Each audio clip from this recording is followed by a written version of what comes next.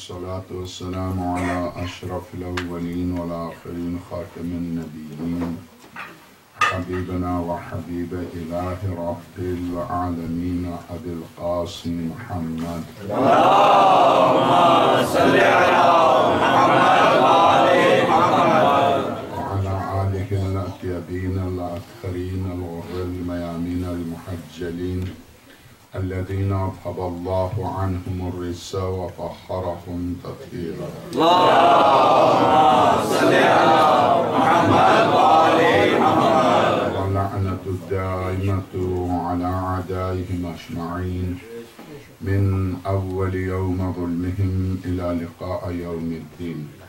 أما بعد فقد قال الحكيم في محكم كتابه العظيم بسم الله الرحمن الرحيم ألف لام ميم ذلك الكتاب لا ريب فيه هدى للمتقين الذين يؤمنون بالغيب ويقيمون الصلاة ومما رزقناهم ينفقون. صدق اللہ العلی العظیم. بانی مجلس کی خواہش ہے کہ یہ مجلس بعنوان منتظرین کے فرائض، منتظرین کی ذمہ داری، یہ عنوان دیا ہے اس مجلس کا. اس عنوان پر چونکہ قاسم یہی عنوان ہے آپ کا جی ہاں یہ عنوان دیا ہے اور ظاہر ہے کہ جو بانی مجلس عنوان دیتا ہے تو خطابت کرنے والے کی شرعی اور اخلاقی ذمہ داری ہے کہ اس عنوان پر تفصیل سے گفتگو کرے. اور چونکہ یہ چوتھی مجلس ہے، اس کے بعد 2 اور مجلسیں پڑھنی ہیں، تو اس کی وجہ سے تھکن تو ہے، سینے میں تھوڑی سی تکلیف تو ہے، مگر یہ کہ شہزادی سے مدد لیتے ہیں، وہ خود ہی مدد کریں گے، ان کے لال کا ذکر ہے. یہ ذہن میں رکھیے کہ طول تاریخ میں یہ غیبت پہلی غیبت نہیں ہے، یہ غیبت سنت الہیہ ہے. موسیٰ اپنی قوم سے غائب رہے، یوسف اپنی قوم سے غائب رہے، ابراہیم اپنی قوم سے غائب رہے.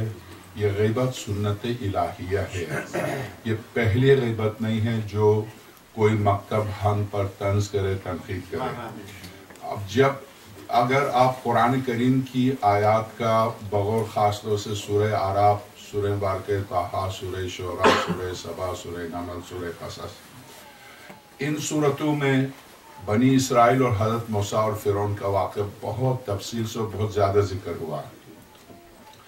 بنی اسرائیل کے بارے میں یہ ہے کہ یہ قوم حضرت موسیٰ کو ظاہر کرنے میں مزید مدت ابھی باقی تھی، مگر اس قوم نے تڑپ تڑپ کے جب دعائیں مانگی تو خدا نے تعجیل کی. دعاؤں کا مقصد یہی ہے تقدیر کو بدلنا. اگر یہ عقیدہ ہم رکھیں کہ خدا نے جو لکھا ہے وہی ہونا ہے تو پھر یہ ساری دعائیں بیکار ہیں. پھر جب خدا نے جو لکھا وہی ہونا ہے تو پھر ادعونی استجب لکم کے کیا معنی؟ مجھے پکارو میں تمہاری دعا قبول کروں. پھر امن یجیب المضطر اذا دعا ویکشف السوء کے کیا معنی؟ ان تمام تر دعاؤں کی نفی ہوگی اگر آپ یہ سوچیں کہ جو تقدیر میں لکھا بس وہی ہونا وہی ہے، مگر اس کو بدلنے کا اختیار بھی خدا نے آپ کو دیا. جو تیری تقدیر میں لکھا ہے اس کو تم بدل سکتے ہو. سورہ بارکہ رات کی آیت ہے، اسی لیے امیر المومنین جب اس اپنے لال کے ظہور کے سلسلے میں خطبہ دے رہے تھے تو حضرت نے فرمایا ایک پتھر کے نیچے بھی جو چیز ہے میں اس کی پیشن گوئی کرتا. اگر زمانے کے طول تاریخ میں کہاں کہاں کس شہر میں کس تاریخ میں کس سن کس دن کس مہینے جو کچھ ہونا وہ سب بتا دیتا اگر قرآن کریم کی ایک آیت میں ہوتی. وہ آیت کون سی ہے؟ سورہ رات کی آیت. سورہ رات کی آیت یہ ہے کہ یمحو اللہ ما یشاء ویثبت. اللہ جس چیز کو چاہتا ہے یمحو اللہ مٹا دیتا ہے، ویثبت جسے چاہتا ہے ثابت رکھتا ہے. اس آیت کی بنیاد پر علماء کے نزدیک لوح 2 ہیں. ایک کا نام لوح محفوظ ہے جو سورہ واقعہ میں جس کا ذکر ہے، ایک کا نام لوح محو اثبات ہے جس کا ذکر سورہ رات میں ہے۔ گویا لوح دو ہیں، ایک لوح محفوظ ہے جس میں پوری زندگی میں 7 یا 70 چیزیں لکھی ہوئی ہیں کل بس، ایک لوح محو اثبات ہے جس میں ساری زندگی کے ہر لمحے کو جہاں لکھا ہوا۔ لوح محو اثبات کی کیا معنی ہے؟ یعنی ہم نے لکھ تو دیا ہے بیماری، مقابلے میں صدقہ ہے 2 تو بیماری ٹل جائے گی۔ ہم نے لکھ تو دیا ہے تکلیف، اگر اس تکلیف کے لیے دعا پڑھ لو تو تمہاری تکلیف ٹل جائے گی۔ اس کو کہتے ہیں لوح محو اثبات۔ یہ میں نہیں چاہتا ہوں اس کو بالکل یعنی اندھیرے کی طرف ایک بالکل سخت علمی بحث کی طرف لے جاؤ، نہیں، آسان طریقے سے 2 چیزیں ہیں، لوح محو اثبات اور لوح محفوظ۔ لوح محفوظ کے اوپر یا تو زندگی کا آخری لمحہ ہے، اذا جاء اجلہم لا یستاخرون ساعة ولا یستقدمون، جب وقت معین آ جائے تو نہ اسے کائنات کی کوئی طاقت 1 سیکنڈ بڑھا سکتی ہے نہ 1 سیکنڈ گھٹا سکتی ہے۔ یہ وہ موت ہے جو لوح محفوظ پر ہے۔ لوح محو اثبات پر سورہ اعراف سورہ واقعہ انفال کی آیت کہتی ہے کہ تمہاری موت کی 2 قسمیں، ایک موت الی اجل مسمى، ہم نے ایک غیر معینہ مدت دی ہے، اس غیر معینہ مدت میں تم اضافہ بھی کر سکتے ہو، کم بھی کر سکتے ہو۔ صلہ رحم کرو گے تو اضافہ ہوگا، قطع رحم کرو گے تو صلہ رحم سے تمہاری زندگی میں اضافہ ہوگا، قطع رحم کرو گے تو کم ہو جائے گا۔ یہ ہے محو اثبات میں، یہ محو اثبات پر لکھا ہوا۔ اسی کی طرف اشارہ کر کے مولا کائنات فرماتے ہیں اگر یہ قرآن کریم کی آیت نہ ہوتی، یعنی تقدیرات مستقل ہوتے، تو میں ایک ایک ذرے کی پیشن گوئی کرتا، مگر چونکہ قدرت کا نظام اس طرح سے ہے، میں پیشن گوئی کروں، بعد میں تم دعا مانگو اور تمہاری دعاؤں کی وجہ سے تمہاری وہ مصیبت ٹل جائے، تو علی کی پیشن گوئی، یہ نہ کہو کہ علم الہی کی پیشن گوئی غلط ثابت ہے۔ تو اس محو اثبات کی آیت کی بنیاد پر کچھ چیزیں ایسی ہیں جن کا تعلق زندگی کی بیشتر حصہ زندگی کا اسی لوح محو اثبات سے۔ اب آپ قرآن کریم دیکھیے، جو دعا کے خلاف جو کتابیں لکھی گئی ہیں، دعا کے خلاف یہ کاہلی ہے، یہ سستی ہے، یہ دعا کے معنی یعنی بیکاری ہے، جو بیکار ہے وہ گھر میں بیٹھ کے دعائیں پڑھ لیں، نہیں، دعا یعنی کسی ملازمت کی جگہ کا نام نہیں ہے، ملازمت کی تلاش کے بعد بے بسی میں امید کا نام دعا۔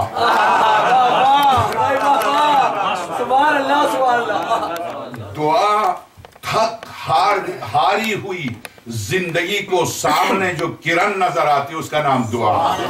جس قوم میں فلسفہ دعا نہیں ہے اس میں صرف خودکشی۔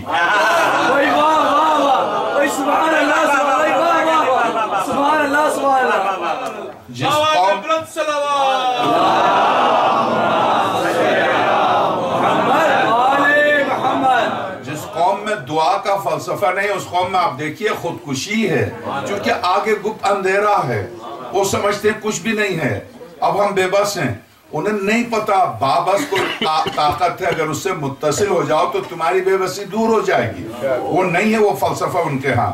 اس کی وجہ سے گپ اندھیرے میں دیکھتے ہیں آگے کوئی کامیابی کا کوئی امکان نہیں ہے، خودکشی کر لیتے ہیں کب تک۔ مگر جس قوم میں فلسفہ دعا ہے اس قوم میں آپ دیکھیے خودکشی کی پوری تعداد دی ہے آیت اللہ دستغیر رضوان اللہ تعالیٰ علیہ نے، پوری دنیا کے کن کن اقوام میں خودکشی کم ہے اور خودکشی زیادہ ہے، اور خودکشی کے اسباب بھی دیے ہیں اس عالم بزرگوار شہید بزرگوار آیت اللہ دستغیر نے گناہان کبیرہ میں قتل نفس میں خودکشی کے اسباب بھی دیے۔ میں اس پر نہیں جاتا، مگر میں آپ سرچ کروں کہ میں چونکہ امام زمان روح اللہ الفدا کے سلسلے میں عنوان دیا ہے، میں اپنے عنوان کے اندر میں آپ سرچ کروں کہ اگر 40 ملین 50 ملین 60 ملین اس دفعہ 40 میں 70 ملین شیعوں کی آمد کا امکان ہے، 70 ملین، چونکہ اب ایک ہفتے کے بعد ویزا ختم ہو جائے گا، جب ویزا ختم ہو جائے گا تو آپ جانتے ہیں 85 ملین جو ایرانی آبادی ہے اس میں سے صرف ضعیف جو مریض جو نہیں چل سکتے وہ رہ جائیں گے، باقی پوری قوم چل پڑے گی، اور پوری قوم چل پڑے گی تو 85 ملین میں سے آپ 10 ملین مریضوں کو لے لیں اور 10 ملین مثلا ضعیف العمر افراد کو لے لیں، 20 ملین، 85 ملین سے 20 ملین کو آپ ہٹا دیں تو کتنے رہ گئے؟ 65 ملین۔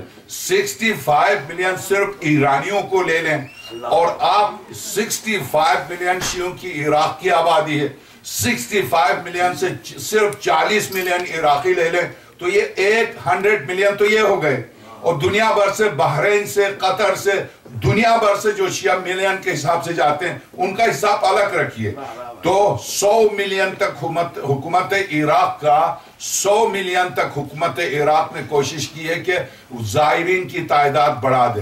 میں آپ سرچ کروں، اگر یہ 100 ملین کا مجمع جس کے دروازے پر آدم سے خاتم الانبیاء تک سارے انبیاء کھڑے ہیں، جس حسین کے دروازے پر آدم سے خاتم تک سارے انبیاء کھڑے ہیں، اس حسین کی زری کو تھام کر یہ کہہ دیں حسین بہت ہو گیا، بس اب مہدی کا ظہور نزدیک ہو، تو قسم خدا کی نزدیک ہوگا، اس لیے کہ جب قوم بنی اسرائیل نے انتہائی گریہ کر کے، یہ گریہ دیوار گریہ کو آپ دیکھتے ہیں جس کے پاس جا کے گریہ کرتے ہیں، جب بہت زیادہ گریہ وزاری کر کے کہا پروردگار، اور قرآن کہتا ہے یُذَبِّحُونَ أَبْنَاءَكُمْ وَيَسْتَحْيُونَ نِسَاءَكُمْ، فرعون کیا کرتا تھا؟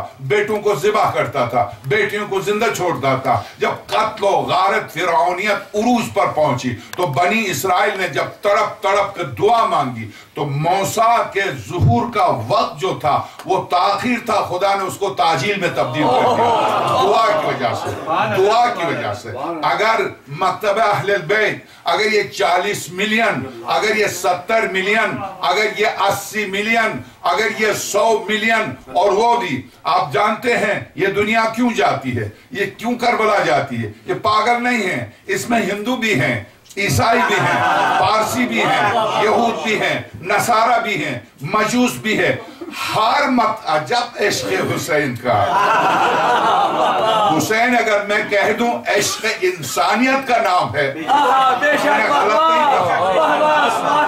عجب یہ عشق واللہ باللہ کائنات کی کسی مکتب و مذہب میں نہیں ہے، پیر نہیں ہیں، ہاتھ نہیں ہیں، پیر گھٹنے ہیں، گھٹنوں پر انہوں نے ربٹ لگایا ہے، ہاتھ نہیں ہے، کوہنیوں پر ربٹ لگایا، بصرے سے یوں چلتا ہوا آ رہا یا حسین کہتا ہوا۔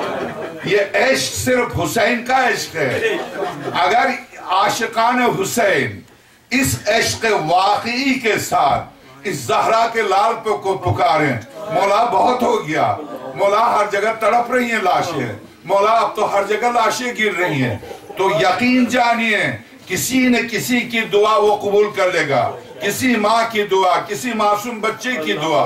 آخر وہ خدا جو ایک مرغی کو 2 معصوم بچے لے کے آئے، قصص الانبیاء لے کے آئے، ایک بچہ ایک مرغی کے پر و بال کھینچتا ہے اور دوسرا بچہ اس کی گردن پکڑ کے اس کے اوپر پتھر مار رہا، ایک عابد بنی اسرائیل کا عبادت کیے جا رہا، عبادت کیے جا رہا، عبادت، وہ مرغی چیخ رہی ہے، وہ عبادت کر رہا، مرغی چیخ رہی، وہ عبادت کر رہا۔ قصص خائفان میں علامہ مجلسی نے عین الحیات میں اس واقعے کو نقل کیا، ہلا دینے والا، ایک جیسے ہی اس کی گردن، ایک بچے نے، بچہ ہے وہ نابالغ ہے، اسے مذاق و کھیل سمجھ رہا، مگر وہ حیوان چیخ رہا، مدد کے لیے پکار رہا، 7 عابد کھڑا ہوا عبادت کر رہا، اور جب اس کی گردن کاٹ دی ایک بچے نے پتھر سے تو آواز آئی اوپر سے، یا ارض ابلعی، اے زمین ہڑپ کر لے اس عابد کو، مجھے نہیں چاہیے اس کی عبادت، ایک میری مخلوق مدد کے لیے پکارے عبادت کر رہا۔ تو جو مرغی کی فریاد کو پہنچنے والا خدا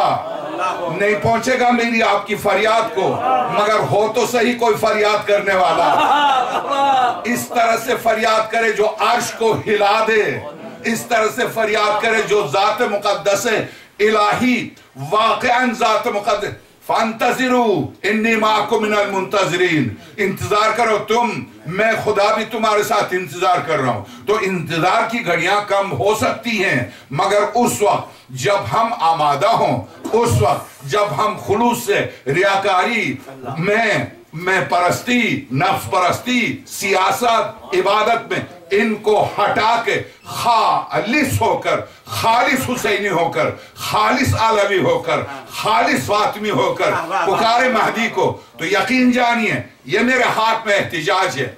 आका इमाम ज़मान रूहुल फिदा के खुतूत हैं। मौला ने जो एहतिजाजात किए, चूंकि बाबुल हवाइश में मेरा मौजू था एहतिजाजात, आइम्मा के एहतिजाजात, ये चूंकि उसी के हमसाये में आप रहते हैं, तो उसी मुनासिबत से एहतिजाज इमाम ज़मान रूहुल फिदा कैसे, कब आएंगे, किस तरह से आएंगे, यकीन जानिए इस मोमिन ने सही मौजू दिया है मुझे, मौके की मुनासिबत और नजाकत से सही मौजू दिया। जिस दिन हम तैयार होंगे उस दिन आएंगे। जिस दिन हम तैयार होंगे उस दिन आएंगे। हम कब तैयार होंगे, कैसे तैयार होंगे? जब हमारी मोहब्बत हमारे बच्चों से ज्यादा महदी से हो, जब हमारी मोहब्बत हमारे माल से ज्यादा महदी से हो, जब हमारी मोहब्बत हमारी जान से ज्यादा महदी से हो, जब हमारा वजूद, हम जिस दिन ये समझें ये वजूद कायनात को जिसने वजूद बख्शा है, हर पस्त मौजूद बुलंद मौजूद के वजूद के लिए अपने आप को फना कर देता, और ये फना कर देना फना नहीं है, उसकी बका है। क्या मतलब? नबातात को देखिए, जमादात को देखिए, नबातात के लिए फना करते हैं, मिट्टी फना करती है अपने आप को नबातात के लिए। नबातात दरख्त हैं, पौधे हैं, ये अपने आप को फना कर देते हैं हैवानात के लिए, हैवानात अपने आप को फना कर देते हैं इंसानों के लिए। इन इंसानों को, मलाइका को, जिन्नात को, इनसे बुलंद एक नौ है जिसके लिए इनको खल्क किया, ये अगर फना कर दें उनके लिए तो फिर वो रुकेंगे नहीं, वो फौरन आ जाएंगे, वो फौरन मदद के लिए आ जाएंगे। नहीं, हम उस फना की मंजिल पर नहीं हैं, हम उस मारिफत की मंजिल पर नहीं हैं। अब मसलन इस्फहान से आए लोग, कहा मौला इमाम सादिक सलाम अलैहि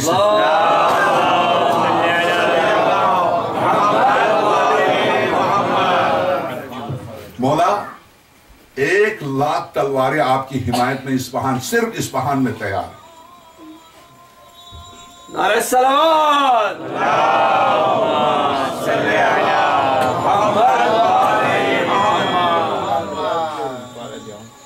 1,00,000 तलवारें सिर्फ इस्फहान में आपकी मदद के लिए तैयार। तो हजरत ने फरमाया मोहम्मद आले मोहम्मद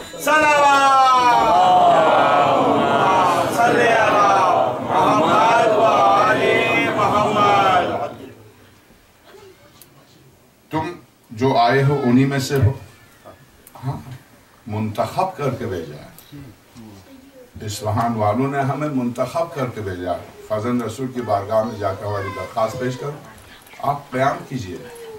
बनु अब्बास ने जो खून से, ज़हरा और अली के औलाद के खून से जो बगदाद बना रहे हैं, कब तक? आप क़याम कीजिए। एक तो बनु अमीना ने कत्लाम किया, औलाद फातिमा सरजमीन अरब को छोड़ के चली गई। आप देखते हैं ये जो समंदर के किनारे अब्दुल्ला गादी है, कौन है, किसकी औलाद से? आप सिंध की झूठ बोलते हैं मोहम्मद बिन कासिम इस्लाम ने, उसका इस्लाम से क्या वास्ता?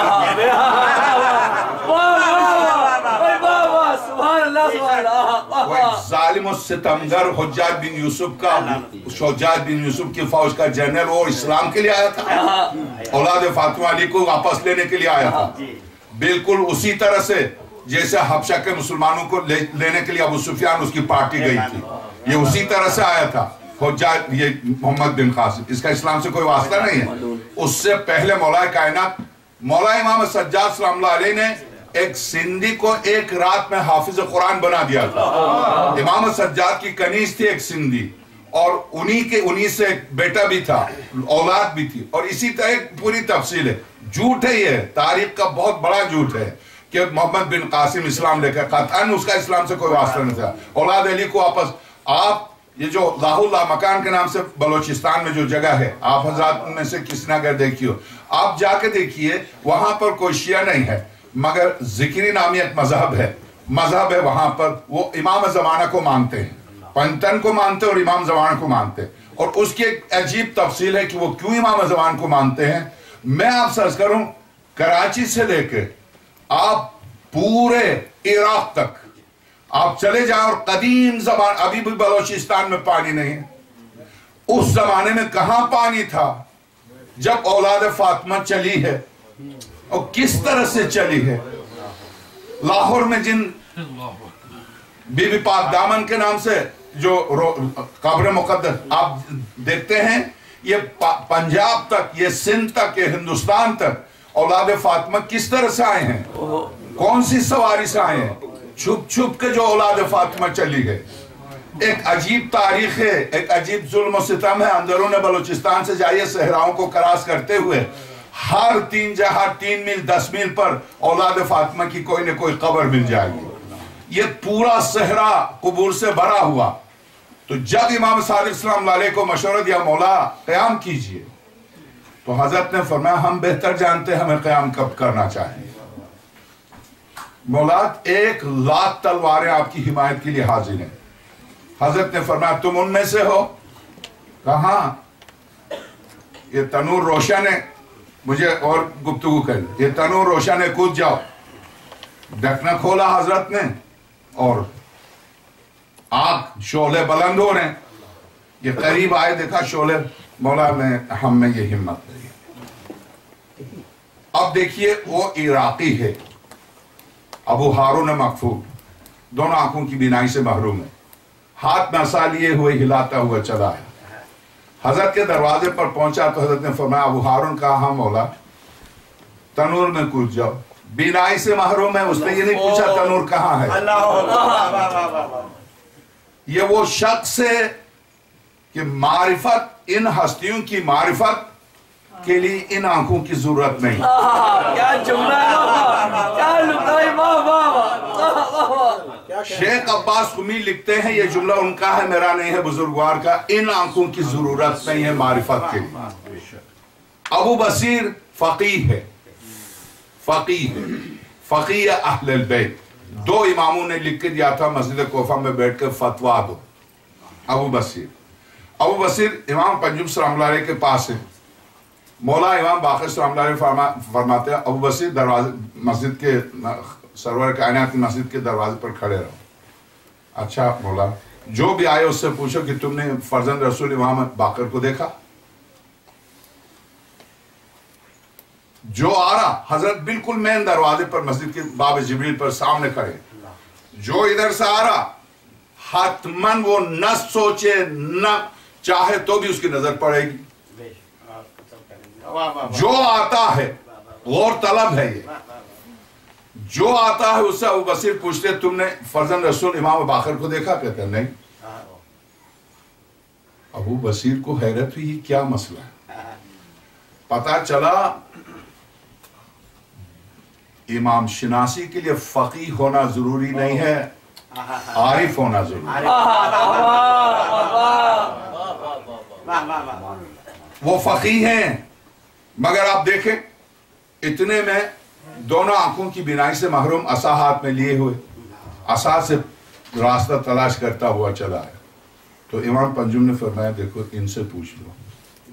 ابو بصیر نے کہا مولا یہ آنکھ والے کہتے ہیں نہیں ہم نے نہیں دیکھا۔ دیکھو تم سے جو میں کہتا ہوں وہی کرو۔ تو ابو بصیر قریب آیا، ابو ہارون مغفور، تو ابو بصیر نے پوچھا ابو ہارون ہاں۔ ابو بصیر کیا بات ہے، تم نے امام پنجم کو دیکھا؟ بینائی نہیں ہے دونوں آنکھوں کی۔ یوں سر اٹھا کے کہا کیوں؟ تم مجھ سے کیوں پوچھتے ہو؟ نہیں میں پوچھ رہا ہوں، یہ حضرت سامنے کھڑے مجھ سے کیوں پوچھ رہا؟ اس کی حیرت کی شیخ عباس قمی منتہی الاعمال، اس کا اردو میں ترجمہ ملتا ہے اصل مقال کی 2 جلد میں، دیکھیے گا یہ واقعہ پوری تفصیل سے ملے گا آپ کو، میں مختصر کر رہا ہوں۔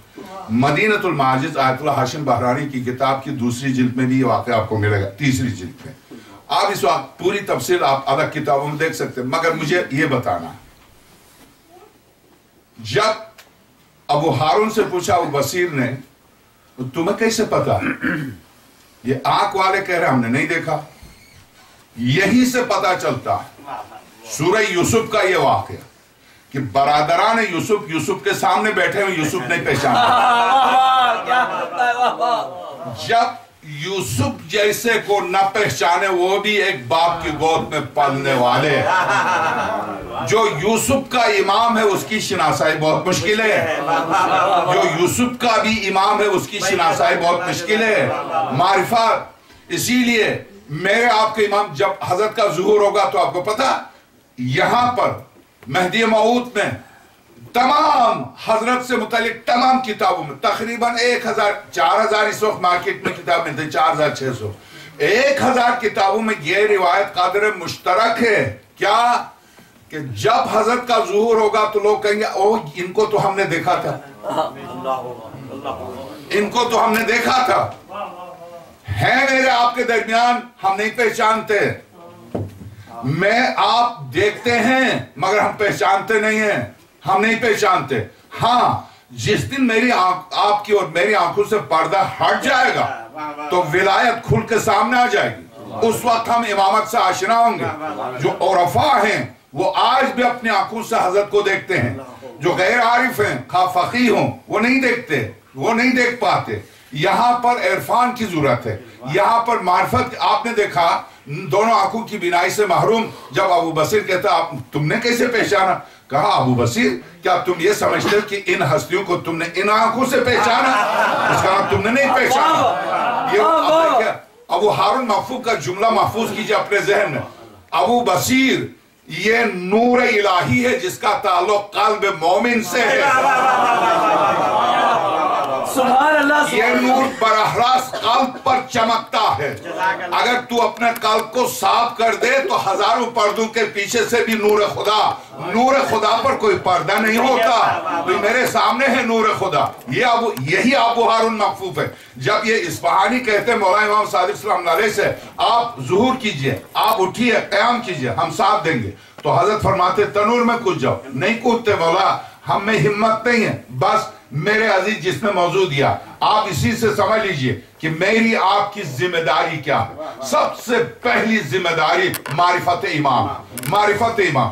دوسری ذمہ داری معرفت کے بعد اپنے عقیدے پر ڈٹ جانا.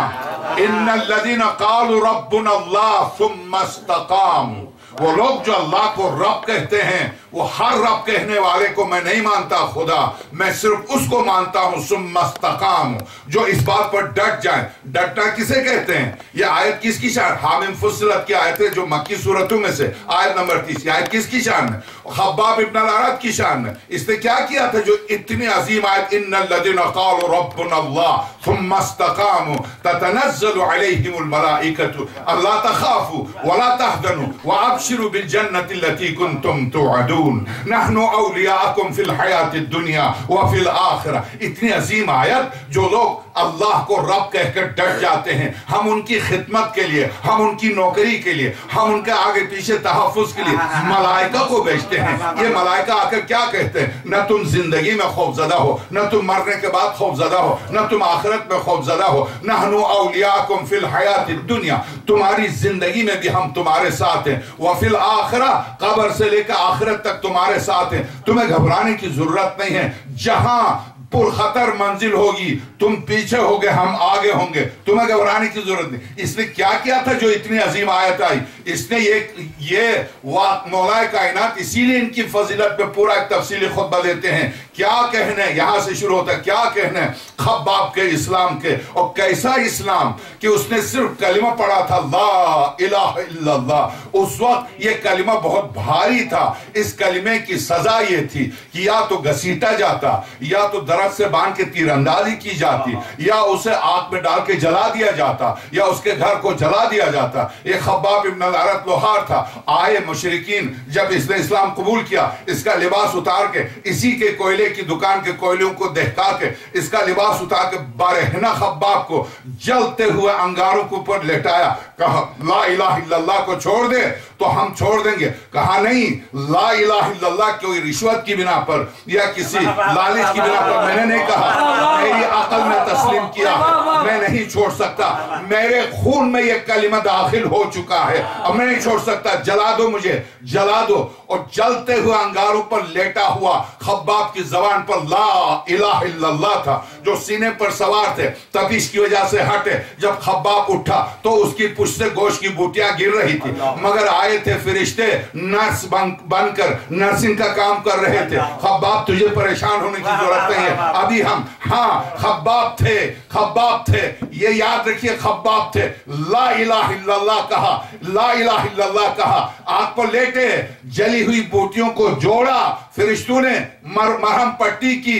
واقعاً خباب ابن الارت کا امام اور کائنات کا امام, جسے پکار کر آپ جب قمر کا ماتم کرتے ہیں, آپ جب زنجیریں مارتے ہیں, گوشت کا ٹکڑا گرتا ہے, تو کون ہے جو آپ کے ان جڑے ہوئے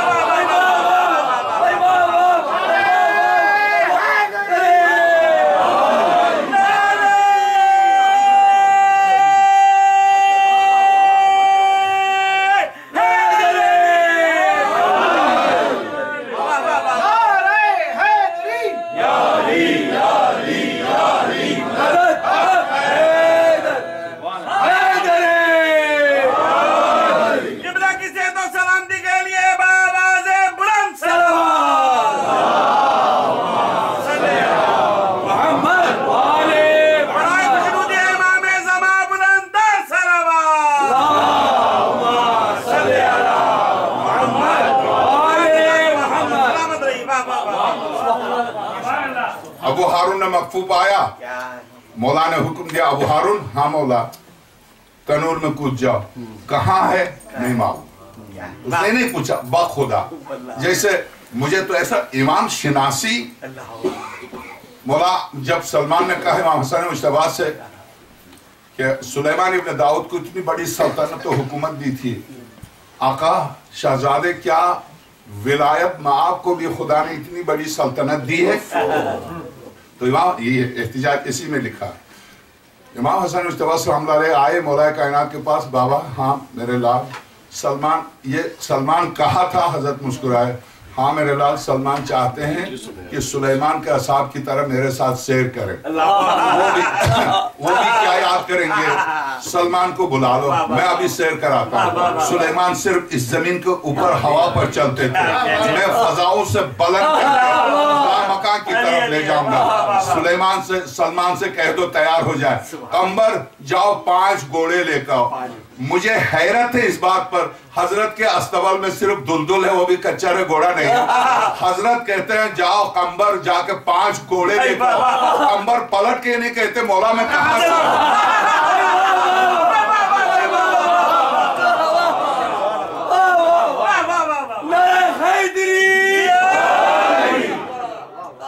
پلٹ کے یہ نہیں کہتے میں کہاں سے لاؤں. اسے پتا ہے جس زبان سے جملہ نکلا وہ اس زبان سے نہیں, یہ زبان علی کی ہے, علی اعلیٰ کی ہے, اس کی زبان ہے جو بول رہی ہے. استبل سے 5 گھوڑے لے کر قمبر کہتا وہ گھوڑے میں نے کبھی دیکھے تھے نہ سنے تھے, لے کر آئے. حضرت سلمان سے کہا اس پر تم سوار ہو جاؤ, ابوذر اس پر تم سوار ہو, حسن میرے لال تم اس پر سوار ہو جاؤ, عمار تم اس پر سوار ہو جاؤ. ایک پر مولا کائنات سوار ہوئے, اور اس کے بعد حضرت نے حکم دیا کہاں تک چلے میں صرف اتنا جانتا ہوں, 7 سمندر یعنی فضا میں, ہم نے فضا میں 7 سمندروں کو کراس کیا ہے, اور اس کے بعد ہم ایسی جگہ گئے ہیں جہاں نہ آسمان تھا, نہ زمین تھی, نہ ستارے تھے, نہ سورج تھا, نہ چاند تھا, صرف ایک کرسی تھی. وسیع کرسی السماوات والارض.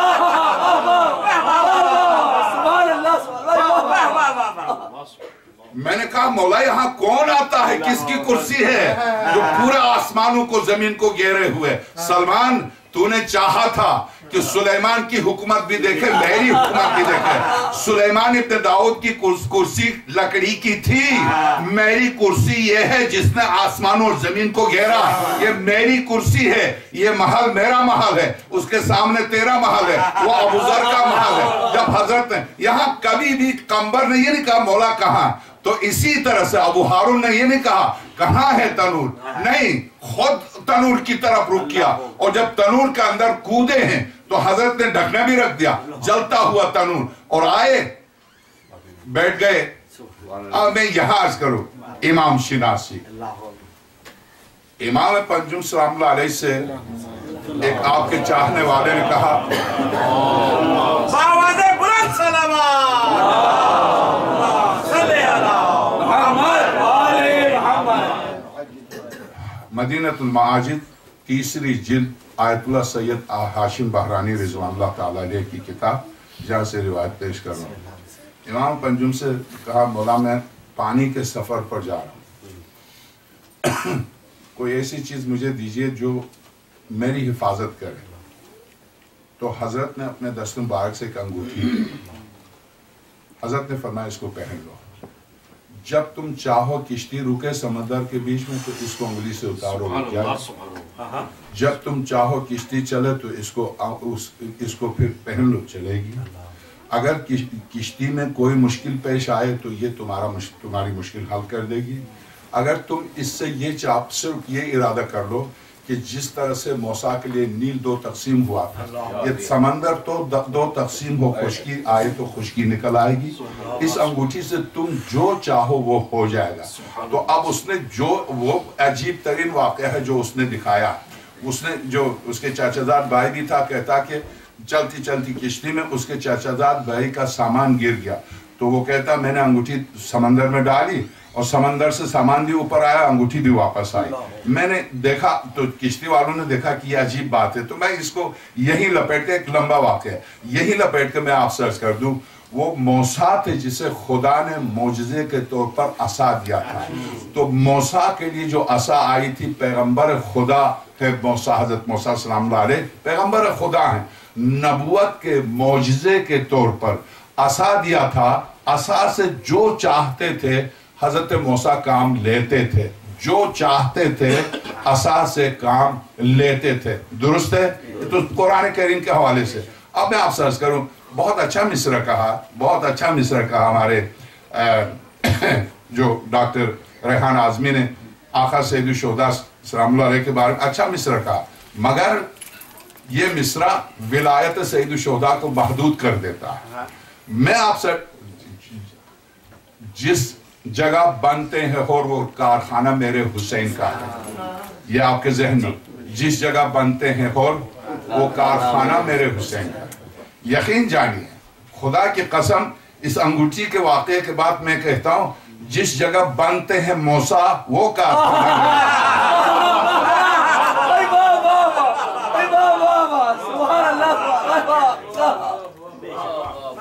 جس جگہ بنتے ہیں موسیٰ وہ کارخانہ میرے حسین کا۔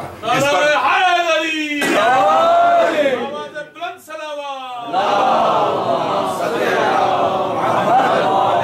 حضرت نے پوچھا ان سے، تو انہوں نے کہا مولا وہ جل گیا ہوگا، تو حضرت نے فرمایا کہ آپ تم یہ سمجھتے کہ ہم اپنے شیعوں کو جلاتے ہیں؟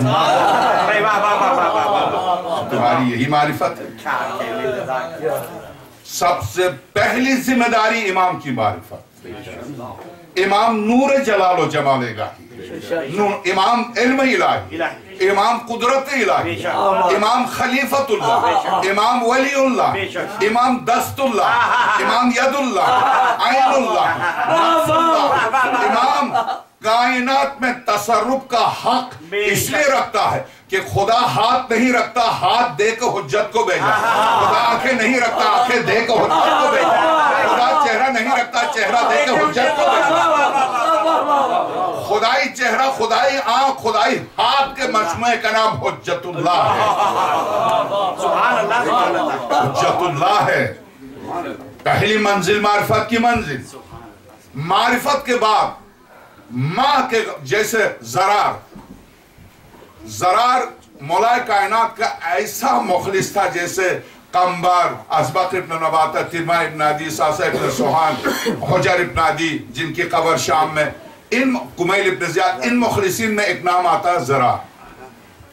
جنگ صفین میں اس کے 2 جوان بیٹے مولا کائنات کی حمایت میں شہید ہوئے تھے، یہ خود بھی تیروں سے زخمی ہوا تھا، بعد میں ٹھیک ہوا، मौला कायनात की शहादत और इमाम हुसैन सलाम अलैह की सुलह के बाद ये शाम गया माविया मज़मून के पास। माविया को पता था कि कितना मुखलिस अली का। माविया ने कहा अली ने तुमसे, ये वाक़या यहाँ दिया पूरा, अली ने तुमसे इंसाफ नहीं किया। तो ज़रार को गुस्सा आया, माविया अब भी तू बंद नहीं करता अपने मुंह को, अब अली ने तेरा क्या बिगाड़ा? नहीं, तेरे 2 बच्चे सफ़ैन में शहीद हुए अली की मोहब्बत में, और अली का एक बेटा भी शहीद नहीं हुआ। तो ज़रार ने कहा मुझे अफसोस है, अली गए और मैं क्यों जिंदा हूं। मुझे तो इस बात पर अफसोस है कि अली के जाने के बावजूद मैं क्यों जिंदा हूं। माविया कसम है उस जात की जिसने कायनात को खल्क किया है, जब से अली गए हैं न मैंने पेट भर के खाना खाया न मैंने पानी पिया। अली गए हैं तो मैं यतीम हुआ हूं, तू नहीं समझता। माविया ने देखा इसको हिला नहीं सकता, ये पहाड़ है, ये जिसे विलायत को खुद मौला कायनात ने भरा है, इसे हिला नहीं सकता। ये बताओ अली कैसे थे? जरा रोते रोते हुए कहा, इसके बावजूद रोब और जलाल में बेआईन ही पैगंबर थे, बोला नहीं जाता था सामने, हम सर झुकाते थे, मगर सर उठा के जब चेहरे की तरफ देखते थे तो नूर जलाल की वजह से हमारी जबानें गुंग हो जाती थी, हमारे आज़ाद साकित हो जाते थे, और जब वो सर झुकाते थे तो फिर हम बोलते थे, और बोलते थे तो शफकत से हमसे पेश आते थे और इंतहाई लुत्फ़ करम से पेश आते थे। मैं ए माविया में क्या बताऊं, वो शख्स जिसने जब चाहा जमीन को आसमान की तरफ बुलंद किया, आसमान को चाहा जमीन पर लेकर आए, सितारों को लेकर आए, सूरज को पलटा। तू बेहतर जानता माविया, ऐसा नहीं कि तू अली को नहीं जानता, तू बहुत अच्छी तरह जानता, तेरा बाप भी जानता है, तेरा बाप अबू सुफियान। फिर खुल गया जरा, अब विलायत ऐसी खुल गया। उसने कहा माविया, अली उस विलायत के बावजूद, उस मर्द शुजा मैदान में जिसके मुकाबले पर तू जानता है कि तेरा खानदान नहीं आ सका, अली वो जिसके नारे कुदरत की तरफ से लगे, ला सैफ इल्ला जुल्फ़िकार ला फतह इल्ला, वो अली जब मेहराब इबादत में होते थे तो माविया मैंने देखा एक हाथ आसमान की तरफ बुलंद है, गुप्त अंधेरा है, 17 मकामात पर पैबंद लगा हुआ कुर्ता है, कयामत की सर्दी है, एक हाथ रेशे मुबारक पर है, एक हाथ आसमान की तरफ बुलंद है, तड़प कर रोते हुए कहते हैं इलाही व सय्यदी कद अताक बिबाबिक मुसाफिरुन, ऐ मेरे माबूद इस निसुब शब को तेरी बारगाह में एक मुसाफिर आया है, सफर जिसका तूलानी है, मंजिल पुरखतर है। मैंने देखा अली नौजवान के जनाजे पर ज़ईफ माँ की तरह तड़प के रोते हैं। जब यहाँ तक ज़रार पहुँचे तो ज़रार कहते हैं मैंने पलट के देखा तो माविया की आंखों से आंसू निकले, और उसने कहा कसम खुदा की बेशक अली ऐसे ही थे जैसे तुम कहते हो। माविया रोने लगा, बेशक अली ऐसे थे जैसे तुम कहते हो ज़रार। तो अब मैं आप सर्च करूं, ये मारिफत है, ये ज़रार की मारिफत है कि कोई अगर दुश्मन जोश में लाने की कोशिश करे कि तुम्हारे 2 बेटे गए, कोई दुश्मन अगर किसी से कहे देखिए आजादारी में जा रहे थे, क्या आजादारी, नहीं भेजो बच्चों को, मारे जा रहे हैं। विलायत आपसे कहती है 2 कुर्बानी बच्चों की, 2 कुर्बानी बच्चों की, बचाओ इस आजादारी को, पहुंचाओ नस्ल आइंदा तक। इस आजादारी के मुहाफिज फातिमा के लाल मेहदी हैं। इस आजादारी ये मेरे हाथ में मैंने खास तौर से उंगली रखी है, आजाद तुम जहां भी आजादारी करोगे मैं पहुंच जाऊंगा, मैं पहुंच जाऊंगा, मैं बस मैं अर्ज करूं मैं पहुंच जाऊंगा, सही सही मैं पहुंच जाऊंगा। हाँ, कहां कहां कैसे पहुंचते हैं, किस तरह से पहुंचते हैं मौला इमाम ज़मान रूहुल फिदा, जब जहां आका इमाम हुसैन की मजलिस बर्पा होती है तो मौला इमाम ज़मान कैसे पहुंचते हैं। मैं सिर्फ एक यहाँ पर तो शेख मुफीद के ज़माने का वाक़या दिया है कि शेख मुफीद मजलिस पढ़ते पढ़ते मिंबर से उतर गए। اتر کے جا کے دروازے پر بیٹھ گئے. تو بانی مجلس نے کہا آغا آپ کہاں گئے؟ تجھے نہیں پتا فاطمہ کے لال مہدی آئی.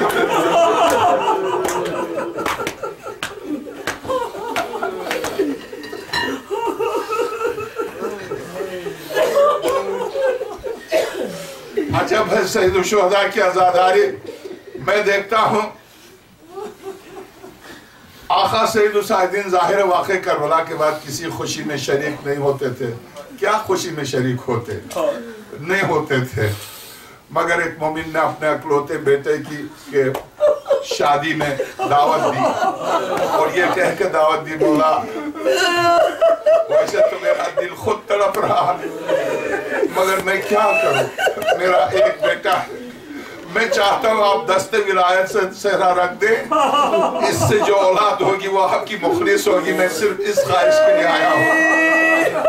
امام سجاد نے فرمایا ہم کسی شادی میں نہیں جاتے مگر کسی مومن کی حاجت کو بھی ہم رد نہیں کر سکتے. میں آتا ہوں تمہاری حاجت کو پوری کرنے کے لیے. تم جب محفل سجا دو اور جب دلہا تیار ہو تو بتا دو. اور جب دلہا تیار ہوا میرے آپ کے چوتھے امام پہنچے اور اسی طرح سے بڑا ہوا پورا قبیلہ آیا ہوا تھا. حضرت جب پہنچے تو بانی مجلس نے صحرا تیار کیا تھا تاکہ امام سجاد کے ہاتھوں پر رکھا. میرے چوتھے امام نے ایک دفعہ صحرے کی طرف دیکھا، ایک دفعہ آنکھوں سے آنسو بارش کی طرح جاری ہوئے رونے لگے.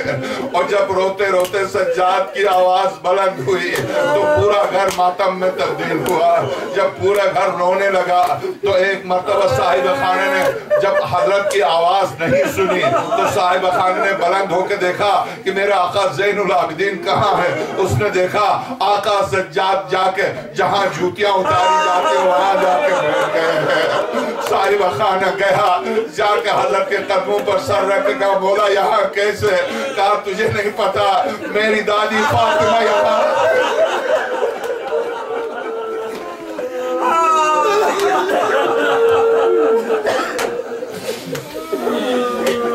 میری دادی فاطمہ یہاں آ گئی ہے. اب میں بس دو جملے عرض کرتا ہوں. عزاداری حسین میں فاطمہ جہاں جہاں یا حسین وہاں فاطمہ. تو اب ذرا سوچئے وہ ماں جس نے شہادت سے شہزادی کونین کی شہادت پر سارے علماء نے 7 پشتے دین میں مل کے لکھی ہے کتاب فاطمہ الزہرا کے نام سے. اس میں لکھتے ہیں جب شہزادی کا تابوت تیار ہوا اور جنازہ اقدس تیار ہوا نصف شب اسی طرح سے گپ اندھیرا تھا. مدینے والے گھروں کی طرف جا چکے تھے. علی اور اولاد علی رو رہے تھے فاطمہ کے تابوت پر. ایک مرتبہ مولا کائنات تابوت پر سر رکھ کے آواز سے دیکھ رو رہے تھے فاطمہ علی کو تنہا چھوڑ کر آپ جا رہی ہیں فاطمہ. یہ کہہ کے رو رہے تھے. شہزادی زینب بھی رو رہی تھی، حضرت ام کلثوم بھی رو رہی تھی. ایک مرتبہ مولا کائنات نے دیکھا میرے آقا حسین ماں کے تابوت پر نہیں، پلٹ کے آواز دی حسین. تو دروازے کے ساتھ میرے امام کھڑے تھے. آواز دی مولا امیر المومنین حسین کہاں بابا؟ آجاؤ ماں سے ودا کر لو. بابا میں نہیں آؤں گا. کیوں نہیں آؤ گے میرے لال؟ بابا جب تک میری ماں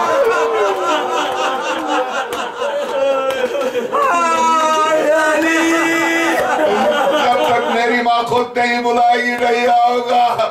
شہید دستغیب لکھتے ہیں ایک مرتبہ کفن سے فاطمہ کے ہاتھ بدل ہوئے. آواز آئی لئی بلائے حسین. آئے سید الشہداء تابوت کے اوپر گرے.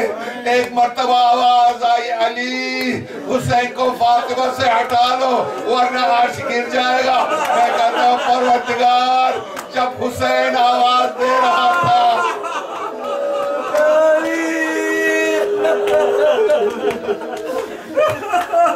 ماتم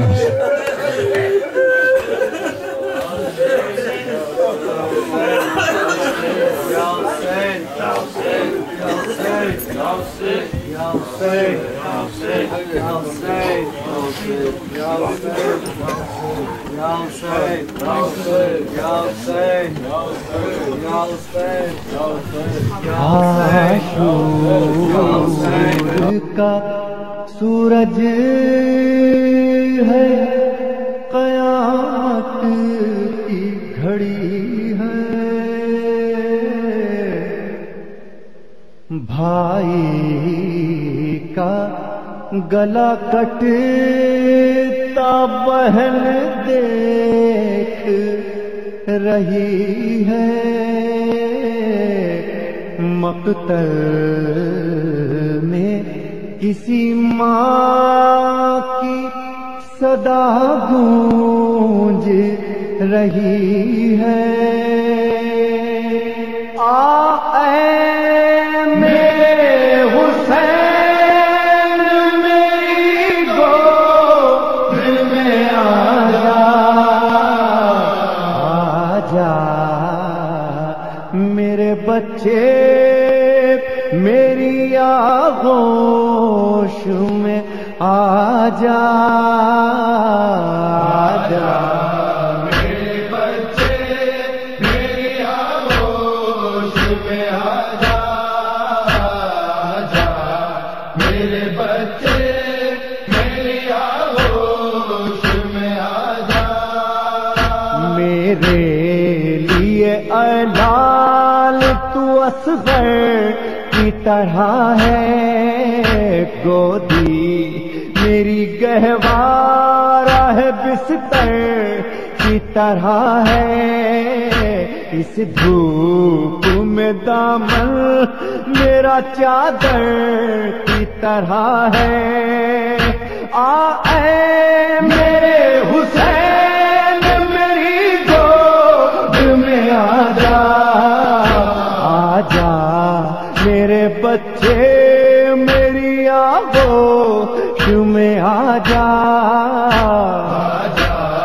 میرے بچے میری آغوش میں آجا، آجا میرے بچے میری آغوش میں آجا، میں ماں ہوں میرا دل نہیں سینے میں سنبھلتا، نازک یہ بدن تیرا یہ جلتا ہوا صحرا، اور اس پہ ستم یہ ہے کہ تو رہ گیا پیاسا، اے میرے حسین میری گود میں آجا، آجا میرے بچے میری آغوش میں آجا، آجا میرے بچے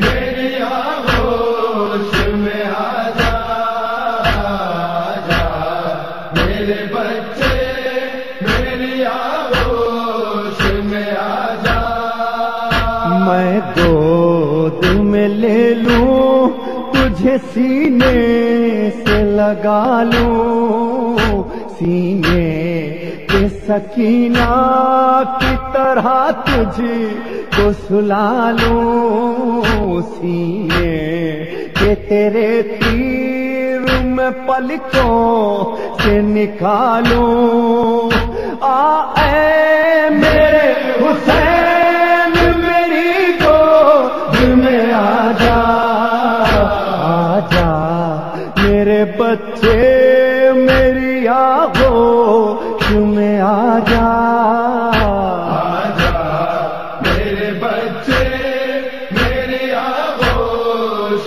میں آجا، آجا میرے بچے میری آغوش میں آجا، آ کر میرے زانوں جو سو جاتے تھے بیٹا، چکی کی مشقت پہ بھی پہلو نہیں بدلا، اب کیسے تجھے چھوڑ دوں مقتل میں اکیلا، اے میرے حسین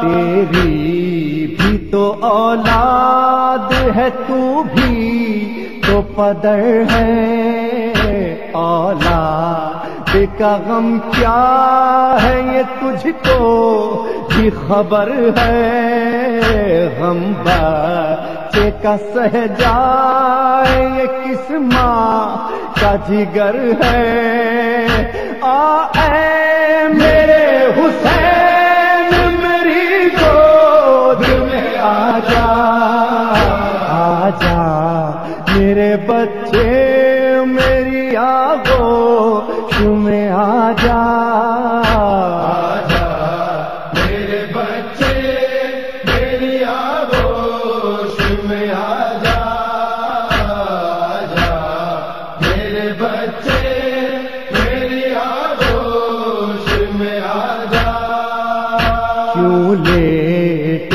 گیا تھک کے تو اس جل کی زمین پر، یہ کس کا لہو تو نے ملا روئے ہنسی پر، مت خاک پہ سو لال تیری ماں ہے یہیں پر، اے میرے حسین میری گود میں آجا، آجا میرے بچے میری آغوش میں آجا، آجا میرے بچے میری آغوش میں آجا، آجا میرے بچے میری آغوش میں آجا، جو دل پہ تیرے گزر میں سب دیکھ رہی تھی، ہر لاش اٹھانے میں تیرے ساتھ گئی تھی، اب بات وہ کہتی تو جو بچپن میں کہی تھی، اے میرے حسین میری گود میں آجا، آجا میرے بچے میری آغوش میں آجا، آجا میرے بچے میری آغوش میں آجا، آجا میرے بچے میری آغوش میں آجا، نوحے میں بیاں کیسے کرے سرور و ریحان، پڑھ سکتا نہیں کوئی بھی یہ درد کا قرآن، ماں کہتی تھی رہ جائے نہ دل میں میرے ارمان، اے میرے حسین میری گود میں آجا، آجا میرے بچے میری آغوش میں آجا،